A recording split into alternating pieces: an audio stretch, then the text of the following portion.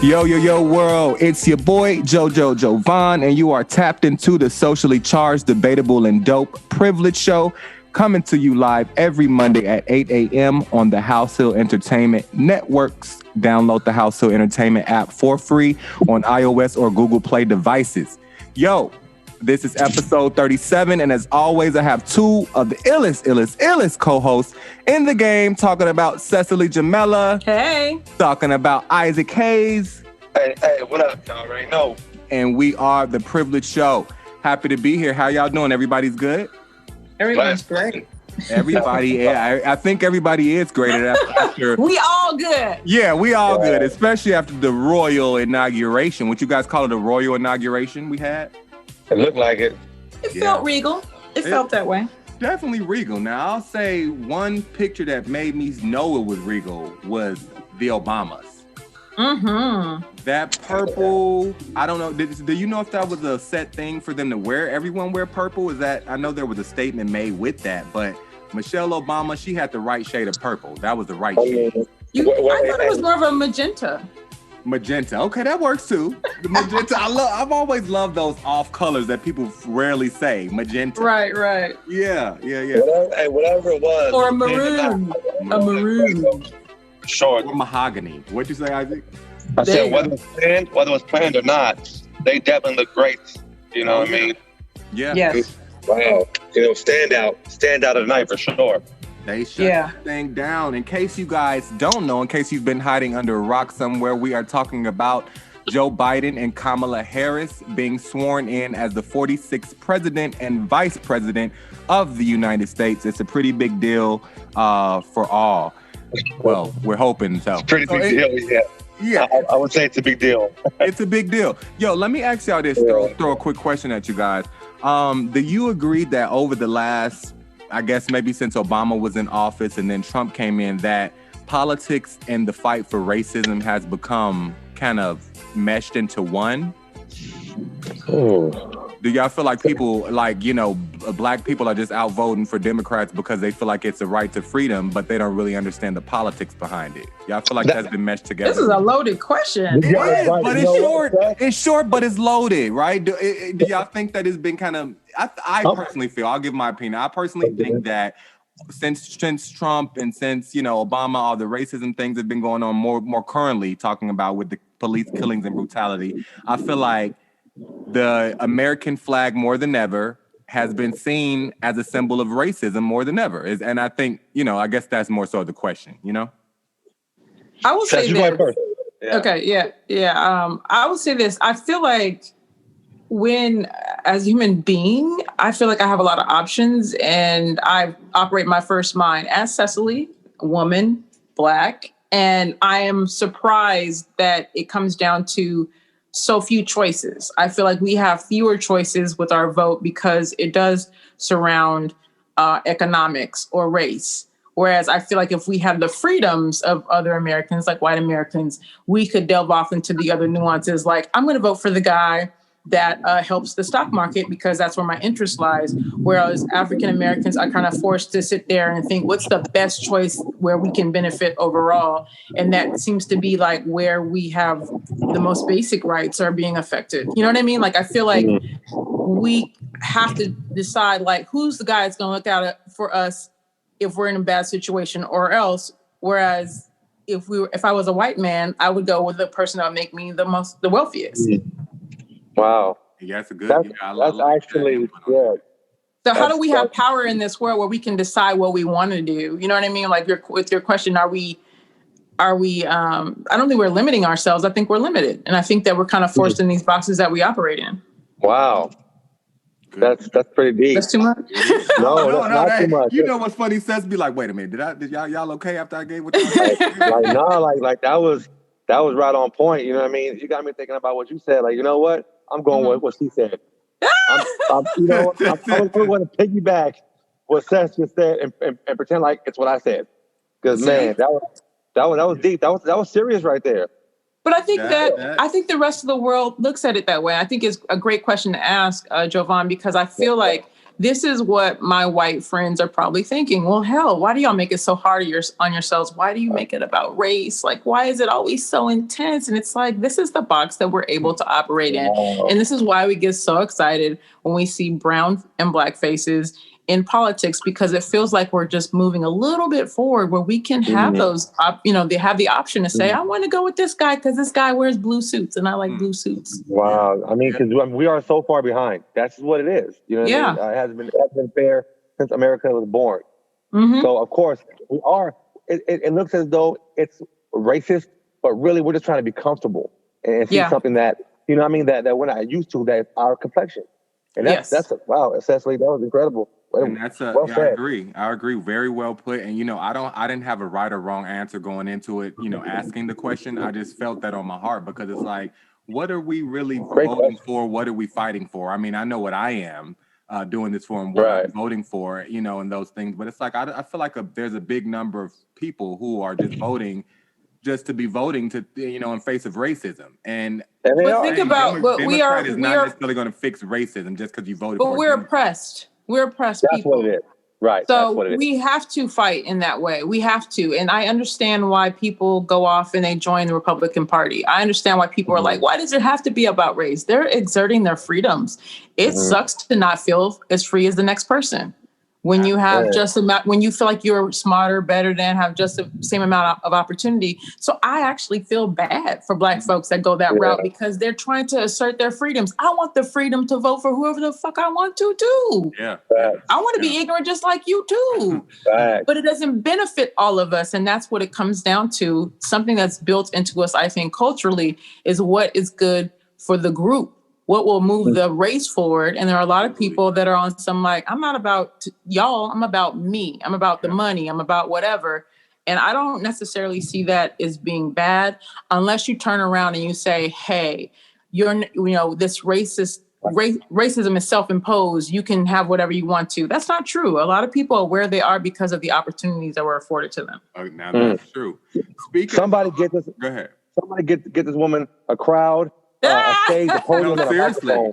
I know I got too much to say about this stuff. You know what I mean? That was a standing ovation right there. It is. Like Cecily should have an award for that. For that speech. Nice. Speaking about, people and the opportunities. So it's been announced that Biden has paused deportations for the next 100 days, which is only one of the many things that he's been doing since he's been in office. And so it's promising to keep people still currently where they're at without being deported. The deportation moratorium, I always have an issue pronouncing that word, as they call it, began last Friday, and it will include most immigrants in the country without legal authorization, except those who crossed the border after November 1st, 2020, and those who have committed an aggravated felony, or who pose a national security risk. So it looks like, Biden is trying to clean things up pretty quickly. Trump didn't get us a wall, as he kept bragging about and wanting to put up and do all that. We didn't get the wall. But, it looks like Biden is starting out with putting a pause on the deportation, which I personally have a few friends who are happy about that, and that affects them in a different way. They're Hispanic, So shout out to those who get to stay in the U.S. a little bit longer. Right. In a good way, not in a bad way. Make it a good 100 days now. You get an extra 100 days. You get an extra 100. That's all in love and life. Yeah. Before we hop off of the Trump thing and go into our question of the day from our privileged show viewers, Cecily, I think we talked about this very briefly, or mentioned it over our chats, our privileged chats. There was truly a Coca-Cola button, a Diet Coke button in the office. There is a So our listeners and viewers know what we're talking about. Let's catch them up. Supposedly, Biden is getting rid of a Diet Coke button or Coke button that Trump has had in his office or something, right? Yes. Are you kidding me? What kind of man has a Diet Coke button sitting at his disposal? He drinks 12 Diet Cokes a day. And how old is he? What? He's like in his mid-70s, I think. So he drinks 12 of them a day. And so he had a button that was installed on his desk. So whenever he pressed the button, a butler would bring a Diet Coke. And It was discovered in 2017 when a reporter interviewed him and he saw him press the button and the guy got nervous. And because he thought this button was like a something, like a nuclear something. And Trump laughs and he goes, yeah, people get nervous when I do that. This connects to the butler's whatever, the kitchen, and they bring me a Coke. Wow. So that's one of the things that Biden got rid of. What a fat fuck. I think that's a bit juvenile, but I mean, if you got it, flaunt it, I guess, right? Man, yeah, I mean, I can think of buttons for all kinds of things I want, so I'm with it. But 12 Cokes, 14 Cokes, 12 Cokes a day. That just sounds like you just depressed. You're stressed. You're stressed with 12 Cokes a day. I mean, you're on drugs when you're doing that. You're on pure. I mean, sugar at that point. Literally. Yeah. I wouldn't trust anyone that drank 3 Cokes a day, let alone 12. That's wild. But all right. Well, at least we know that Coke button is out of the office. Yes. Yeah. He can sleep at night now. Yes, he can't sleep. He can't sleep at night. Hopefully. Now, I did notice at the inauguration, the Bushes they didn't look too happy. They looked kind of not happy, but they kind of were separate, weren't holding hands, didn't kind of want to. Yes. That's the vibe you got too? I mean, yeah. They're probably unhappy with each other. Well, right now their term is over. Their term is over. They should be retired. Like the Obamas, when they got up out of their office, they went on vacation. They were writing books, Oprah Club, fan clubs. Like, enjoy your time off. But see, you know what? You know what the difference is between normal people and presidents is they can't get divorced. Maybe they're unhappy together. Yeah. Maybe they're really, really unhappy and miserable. Wow. Yeah, I got that vibe too. I mean, I observed them. There's times that they were separated from one another. At least some of the other couples. I mean, the Bushes didn't look all that cozy, but at least they were together. And it was weird to kind of see. Like, there's a point where we saw Hillary walk out of the White House or walk towards the door, and she wasn't with Bill Clinton. So it's like, how did y'all get separated? Right. I mean, we already know that. Well, I mean, yeah. Well, we know how you got separated. Right. Old times. Right. That part. So, y'all know what time of the year it is. It is Aquarius season, and we're going to jump into the Aquarius Zodiac reading of the week, January 25th, 2020. For our Aquariuses out there, if you're at all worried that you might say or do something to offend someone, especially if you're pretty sure about who it is and what the situation might be, take someone along for the ride who's equipped to mediate in situations such as this. You know the person to ask because you probably had to call on them in the past for just such a reason. And remember that it's not you they'll be watching out for. So whatever that means for the Zodiac and the universe, I couldn't quite comprehend it myself. I don't know too many Aquariuses, but happy birthday. We're gonna hit y'all with. I'm gonna hit y'all with. My woman's an Aquarius, so. Happy birthday to your lady. Do you know a lot about Aquariuses? I know they're difficult. Oh, okay. Uh-oh. Well, you know what? It's her birthday. No, it's her birthday. Yeah, it's her birthday. We're not gonna say too much. I'm just playing about that. No, Aquarius are actually pretty cool people. Like they're pretty chill for the most part. A little bit crazy, but other than that, you know what I mean. They're kind of, they're manageable. So they're fuckwittable. They say that Aquariuses are most compatible. They're air signs, and they're most compatible with Gemini, Libra, and Sagittarius. And I'm a Taurus. So you're a Taurus. Well, soon more to come on that, Isaac Hayes. Isaac Hayes. Thank y'all for staying tuned in. Y'all make sure y'all stay tuned in to the Privilege Show. Follow us on Privilege Show on Instagram, Facebook, YouTube, and make sure y'all subscribe. Yo, before we get out of here for the day, y'all know me, and y'all also know our Privilege Show viewers and listeners with our questions of the day. And so this week we have a question from Jenny in Georgia. Now that sounds funny. Her question for us, and I'll ask you first, Cess. Well, Cess, you went last week. I'll ask Isaac this week. So, Cecily, Isaac, what in your personal life has influenced you to choose your career? I actually, I was born into it. You know what I mean? It's something that God gave me since I was 2 years old. I've been entertaining since a baby. That's just what it is. So it was kind of just what, you know what I mean? That's just who I am.